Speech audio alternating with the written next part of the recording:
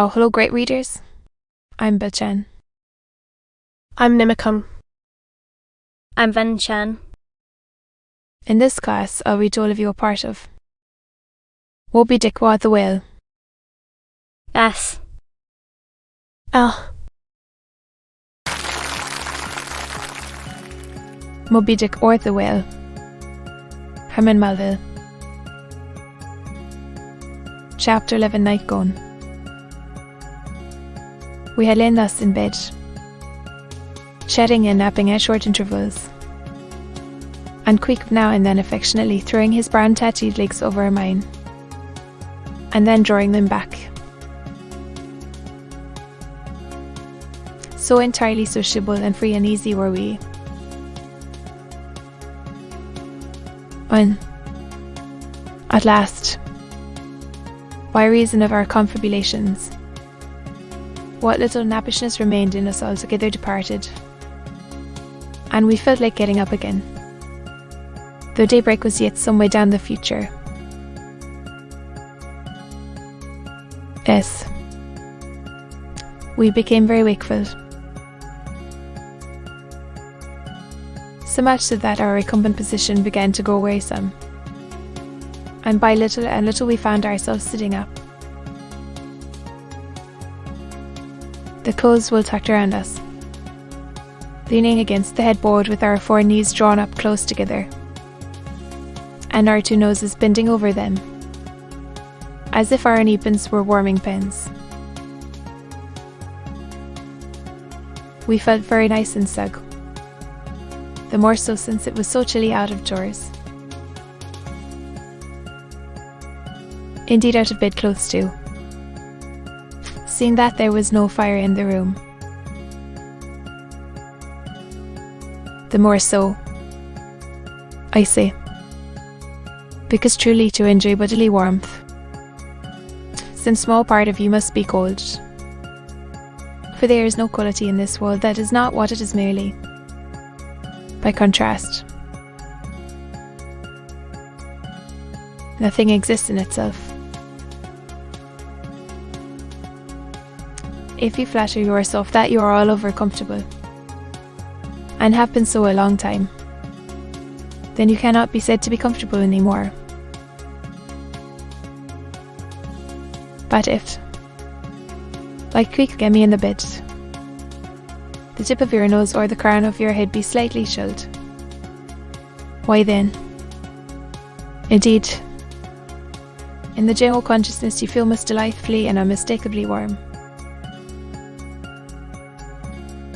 For this reason a sleeping apartment should never be furnished with a fire, which is one of the luxurious discomforts of the rich. For the height of this sort of deliciousness is to have nothing but the blanket between you and your snugness and the cold of the outer air. Then there you lie like the one warm spark in the heart of an Arctic crystal. We had been sitting in this crouching manner for some time, when all at once I thought I would open my eyes. For when between sheets, whether by day or by night, and whether asleep or awake, I have a way of always keeping my eyes shut, in order the more to concentrate the snugness of being in bed. Because no man can ever feel his own identity or I except his eyes be closed.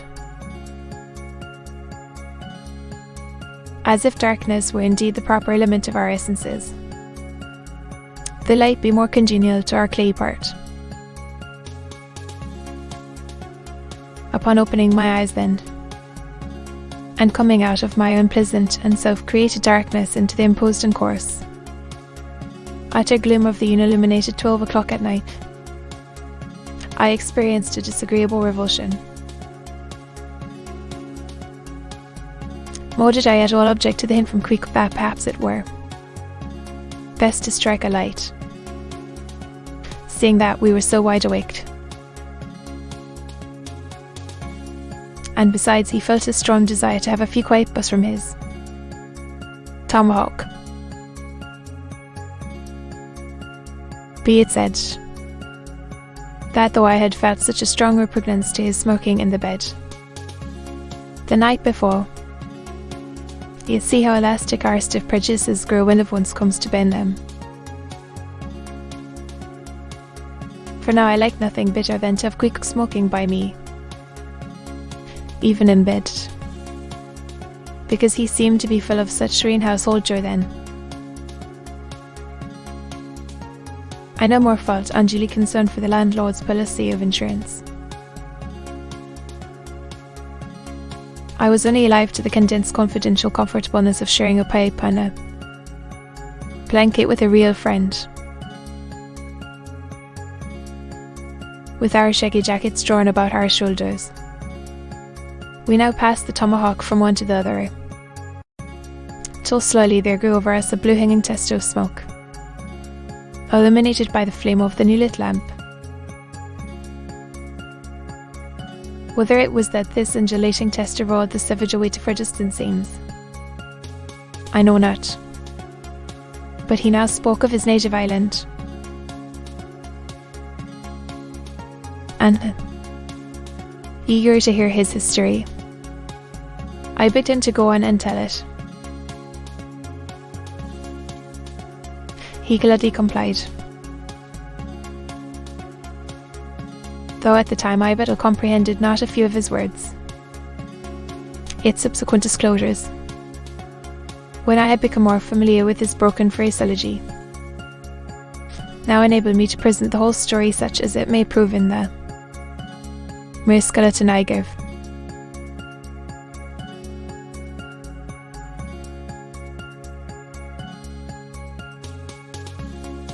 To be continued.